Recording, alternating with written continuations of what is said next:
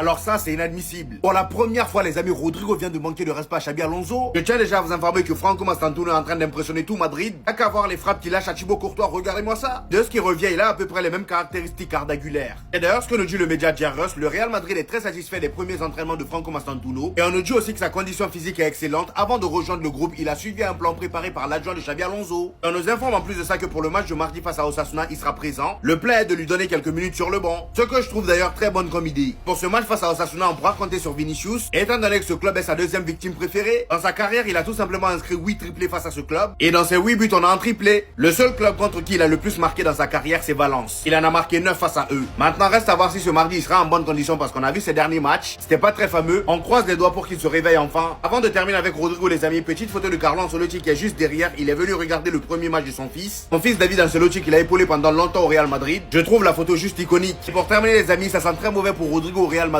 Ça, on le savait, mais est-ce que vous saviez pas, les amis, c'est ça? En audio, Rodrigo arrivait en retard à 9h42 aujourd'hui. L'horaire fixé par Xabi Alonso pour les joueurs non blessés est de 9h30. Donc, il est arrivé 12 minutes après. Certains, c'est rien, mais dans le monde professionnel, c'est quelque chose. Et le pire, c'est que Xabi Alonso a clairement indiqué que celui qui arrivera en retard ne jouerait pas. Bon, après, lui, ça va rien changer à sa vie, étant donné que ces derniers temps-là, il joue presque jamais. Personnellement, je me suis déjà préparé mentalement à un Here we go de Fabrizio Romano. Je dis ça, je dis rien. Voici le résumé de tout ce qui s'est passé en première ligue aujourd'hui. Et je vous le dis dès le départ, l'entraîneur de Chelsea a dépassé les bornes. Il a complètement pété les plombs. Comme vous pouvez le voir, les amis, pour ce premier match de première ligue, Chelsea a affronté Crystal Palace. Crystal Palace qui, il y a quelques jours, a remporté la Community Shield face à Liverpool. Et ils avaient même réussi à battre aussi Manchester City. Donc, dès le départ, on savait déjà que Crystal Palace face aux grosses équipes se pardonne pas. Et ben, malheureusement pour Chelsea, ils n'ont pas fait exception. Il y a qu'à voir la note des joueurs, il y a personne qui est dans le vert. On parle là des champions du monde, j'étais tellement hypé. Malheureusement, il commence avec un match nul, avec un Cole Palmer complètement fantomatique. Il y a qu'à voir les stats de son match, 0 but, 0 passe décisive, 0 tir cadré. Sur 4 centres, il en a réussi 0. Seul dribble qu'il a tenté dans le match, il a raté. 3 duels au sol perdus sur 4. Et le pire, 14 possessions perdues, c'est-à-dire 14 ballons perdus. Dites-vous que lui, ils l'ont mis dans le top 30 du ballon d'or et pas Pacho. Vous avez bien dit que Cole Palmer en Coupe du Monde des clubs, il a montré de belles choses certes. Mais avant la Coupe du Monde des clubs en première ligue, c'était le néant. Et tout ça s'est passé sous les yeux d'Eden Hazard qui était venu regarder le match. Du côté de Nottingham Forest et Brightford, victoire de Nottingham 3 buts à 1 grâce à un doublé de Woods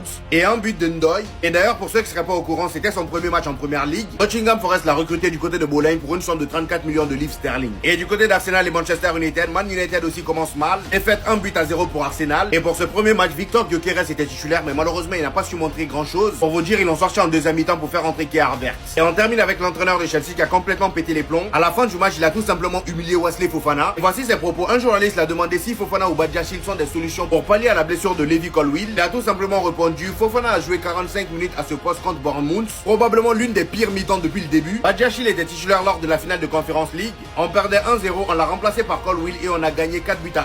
Voilà, le gars il se cache même plus. Les gars, il est beaucoup trop fort. Ce sera lui le héros de Manchester United. On sait que depuis des années, Manchester United, ils n'arrivent pas à revenir au plus haut niveau. Ce match face à Arsenal, ça faisait longtemps que j'avais pas vu Manchester United à ce niveau-là. Un Manchester United structuré dans le jeu. Un Manchester United dominant dans le jeu. Pendant quasiment tout le match face à une équipe très compétitive d'Arsenal qui prétend aller chercher le titre. Et quand on voit Amorim, lorsqu'il est venu à Manchester United, le chantier qu'il y avait, et au final, il arrive à structurer petit à petit l'équipe. Parce qu'on connaît Manchester United, ils avaient tendance à prendre des joueurs par-ci, par-là, mais au final, ça s'assemblait pas. Voilà, le but, c'est que ça forme un puzzle. Comme cette liaison-là, les gars, Cunha, le match qu'il nous fait là aujourd'hui, il court absolument partout sur le terrain. Techniquement, c'est spectaculaire. Mbeumo, n'en parlons même pas. Quelle intensité il met sur chaque action. Il a failli être récompensé d'un but. Pour moi, il le méritait, ce but-là, de la tête. Dorgu, qui a été incroyable dans ce match-là. Pour moi, c'est mon troisième homme du match. Il a été très solide défensivement. Il a failli marquer son but,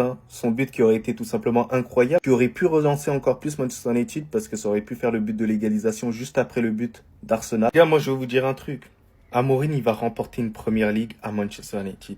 Ce sera peut-être pas cette année, ni l'année prochaine, ni l'année d'après, mais un jour, il va remporter ce titre de première ligue. Et vous reviendrez dans cette vidéo-là, parce que cet entraîneur, il est tout simplement extraordinaire et c'est l'un des meilleurs du monde. Il a le potentiel d'être le meilleur entraîneur du monde. Que même dans la difficulté, il arrive toujours à se relever. Mais sinon, en vrai, ça à toi.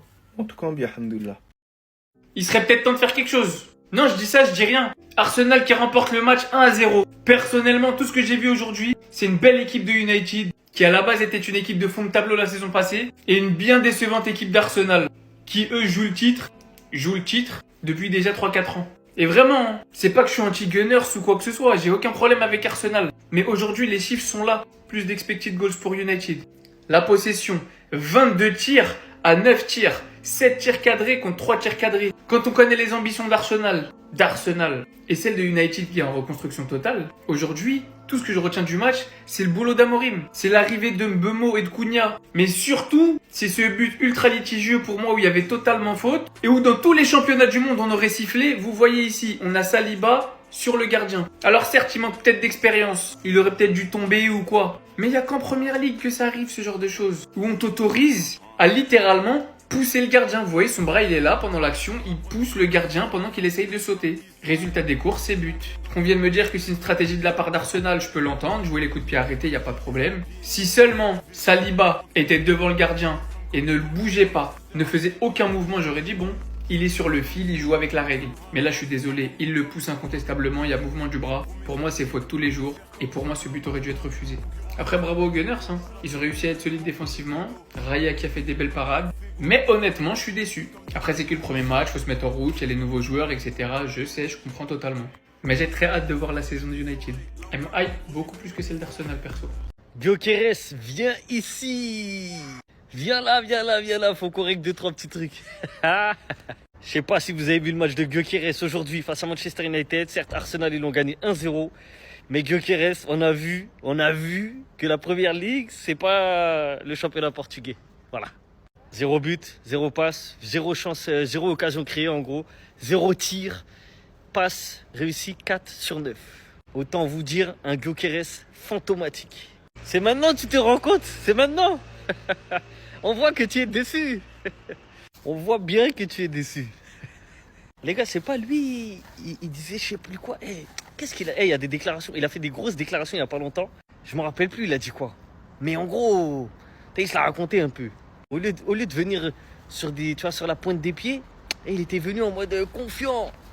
Je sais plus ce qu'il a dit. Ah, j'ai oublié, j'ai la haine. C'est sûr, vous allez m'aider à retrouver. Il y a pas longtemps, il a fait une déclaration avant que la première ligue commence. Il disait que lui, il faisait partie des meilleurs attaquants, je sais plus quoi, au même niveau que Lewandowski, Harry Kane, tout ça. Mais le problème, c'est que ces gens-là, ils pensent que parce que tu réussis dans le championnat portugais ou hollandais, généralement, que ça y est, t'es une grosse tête. Mais non, mon gars, là, t'es dans le meilleur championnat du monde. C'est intense, ça te rentre dedans, ça rigole pas. Donc, mon pote, va falloir que tu t'améliores fortement parce que c'est pas comme ça que tu vas casser la première ligue.